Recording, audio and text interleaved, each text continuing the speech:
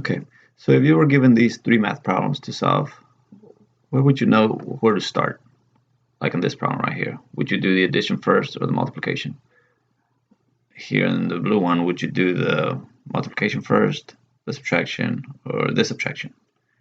And then on the green one, how would you decide which one to do first, the subtraction or the division?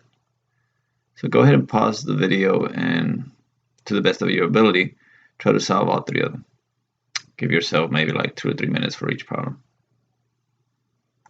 Okay, so hopefully you paused the video and you came up with an answer. So I did it myself, and I did each problem a different way. I started it on this one, I started with the addition, and then on this one I started with the multiplication. And so I took the problems and I decided to start several different ways. And as you can see, I got different answers. And did you get any of these answers?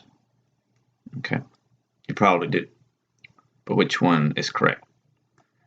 So if we do the math problems in any order that we want to, we would come up with different answers, just like we saw on the last slides.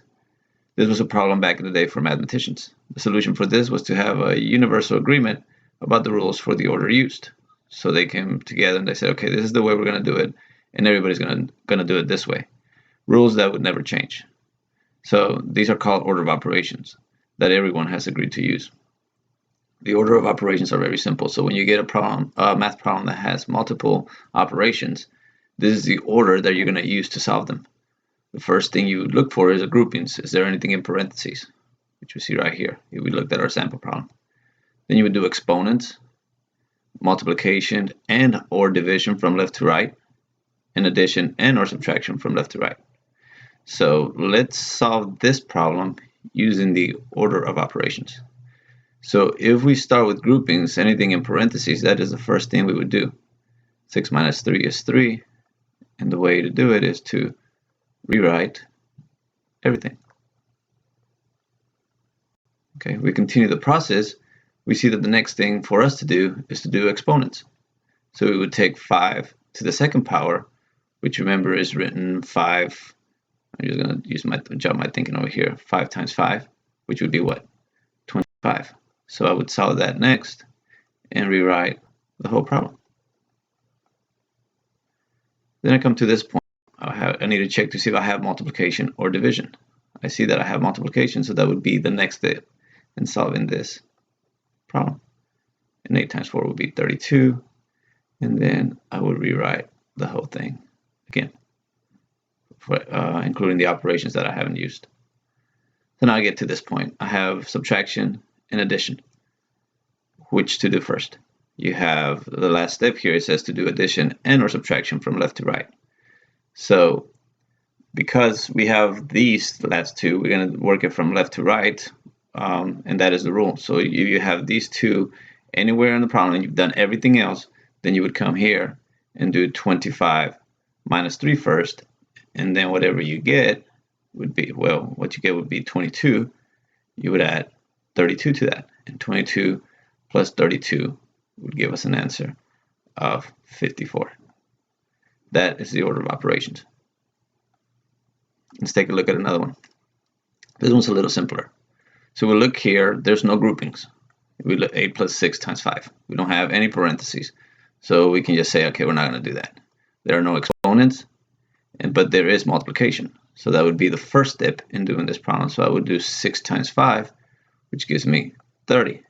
And then I rewrite the problem, and I'm left with 8 plus 30. Then there's only one thing to do, which would be addition, and that would be an answer of 38. This one was very simple. Okay, let's take a look at another one. If we look at this one, we see that we do have groupings, which are the parentheses, and we would do 9 minus 5 first, which would equal to 4, and we rewrite the problem again with the operations we haven't used. Then we look and we see that there's no exponents, so there's no exponents to do, but we do have multiplication again. So we're going to do multiplication, which is 3 times 4 is 12, and then rewrite this, and at the end we do the addition, which equals to 24. So our answer to this problem is 24. right, let's take a look at another one. Here we see that we do have groupings again. We have 4 minus 3, which gives us an answer of 1. We would rewrite the problem.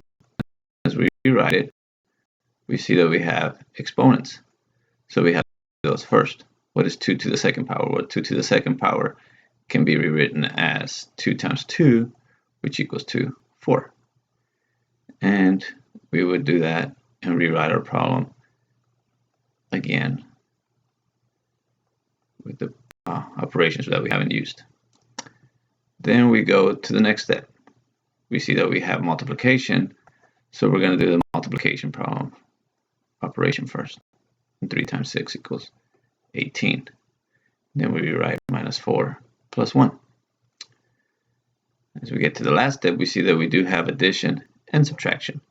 But that's why it says and or subtraction, so whichever comes first from left to right. So since subtraction comes first, we do that first, and 18 minus 4 would be 14, and then we'd add 1, and our answer would be 15. So that is the order of operations in a nutshell. Okay. Some of you have probably heard this before. We've heard somebody, let me add a new slide here. Okay, heard it said as PEMDAS. Give me 1 second. Okay. PEMDAS being P-E-M-D-A-S.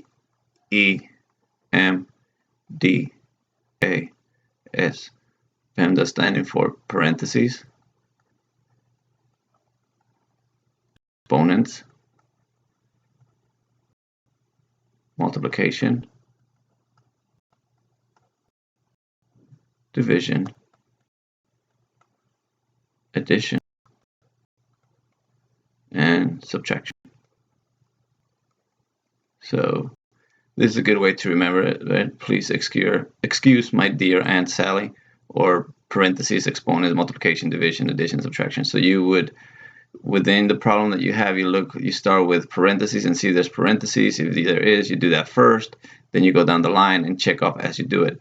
The only place that you need to be careful is between these two, and these two.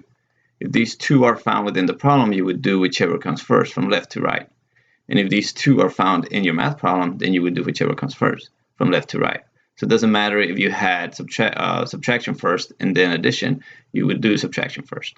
Here's the same thing with this right here. If you had multiplication second and division last, you would do not division last. If you had division first and then multiplication, you would do division first.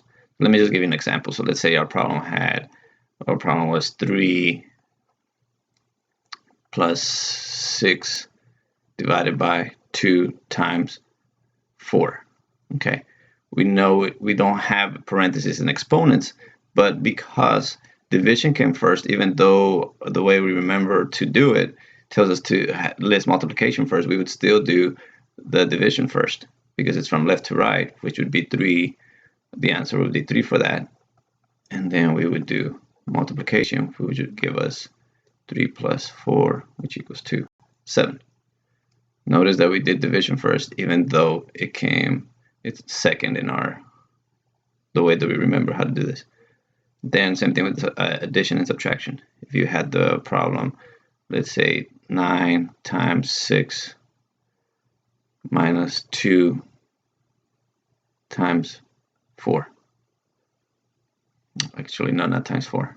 We want to put a addition sign there, right? Plus 4.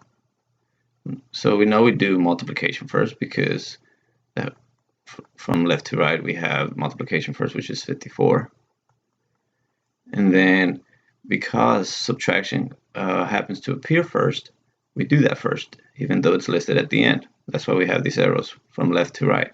So it would be 52 plus 4, which equals 56. All right, and that's PEMDAS, or the order of operations in a nutshell for you. 2 different ways to remember it, using the PEMDAS or just remembering that there's 4 steps: groupings, exponents, multiplication, addition, or subtraction.